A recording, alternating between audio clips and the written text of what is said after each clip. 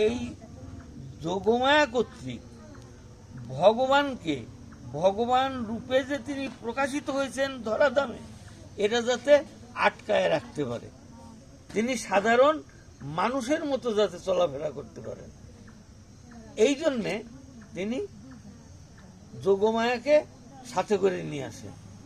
তেমনি ভাবে ভগবান পরমাত্মা রূপে জীবদেহে বিরাজিত ব্রহ্মরন্ধ্রে, সেইখান থেকে তিনি যোগমায়াকে হুকুম করেন, যোগমায়াকে আদেশ করেন।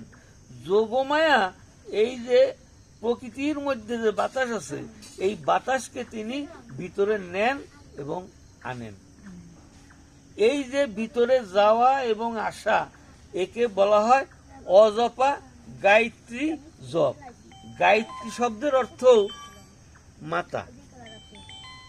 তা এখন এই যে গায়ত্রী রূপে অজপা গায়ত্রী জপ হইতেছে, এতে আমার কোনো কৃতিত্ব নাই, এর মধ্যে আমার কোনো কর্ম নাই, এটা আপসে একলা একলা হইতেছে।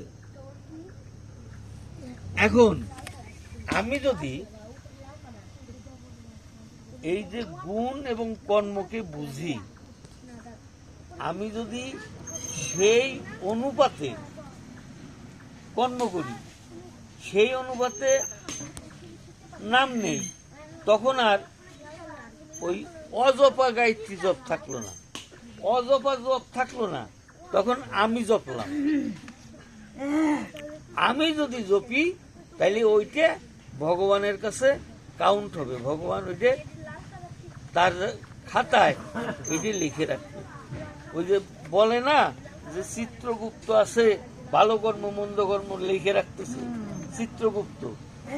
এখন আমি যদি গুনি, আমি যদি করি, তাইলে লিখে। এখন অজপা হইতে হইতে আমি একসময় বিভ্রান্ত হয়ে যাব, দিক শূন্য হয়ে যাব।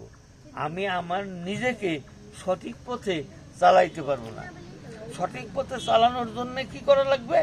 যে সঠিক গুণের যে কি কর্ম, সেই সঠিক গুণের কর্ম আমাকে সঠিক সময়ে করতে হবে।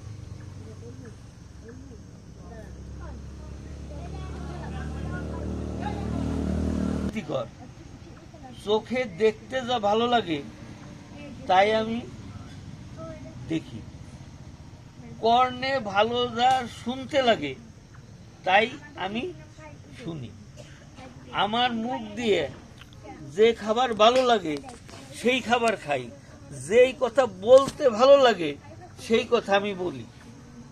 যেমন সবচেয়ে বেশি ভালো লাগে আমাদের কাছে অপরের নিন্দা করা, তাহলে এই মুখ দিয়ে আমি অপরের নিন্দা করি।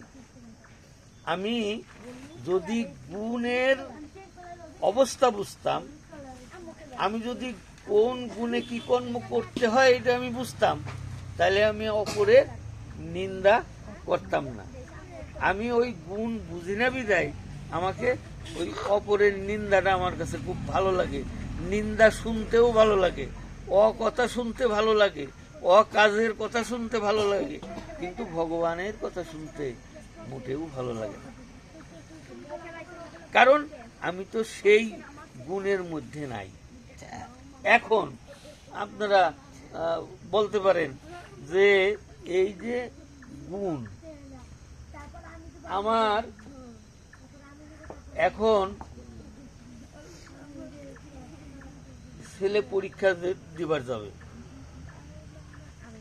ছেলে যখন পরীক্ষা দেওয়ার যাবে তাহলে তাকে আশীর্বাদ করা দরকার। আমি যদি শতগুণে তাকে আশীর্বাদ করতে পারি তাইলে তার পরীক্ষা ভালো হবে। মা যদি সন্তানকে শতগুণে মাথার উপরে হাত দিয়ে আশীর্বাদ করে দেয় যে যাও বাবা তোমার পরীক্ষা ভালো হবে, ভালোভাবে পরীক্ষা দিও, তার পরীক্ষা অবশ্যই অবশ্যই ভালো হবে। কিন্তু শতগুণ আমার নাই। এই গুণ উদয় করারও প্রক্রিয়া আছে, এই গুণ কিভাবে উদয় হবে সেটাও এই মানুষই জানে। আজ থেকে 5000 বছর আগে ঋষি পাতাঞ্জল এ আবিষ্কার করছে। এবং এই যে 2023 সন, এটা তো 25, 2023 সনে মোদি গেছিল নেতৃবৃন্দকে এই জ্ঞান শিক্ষা দিছে।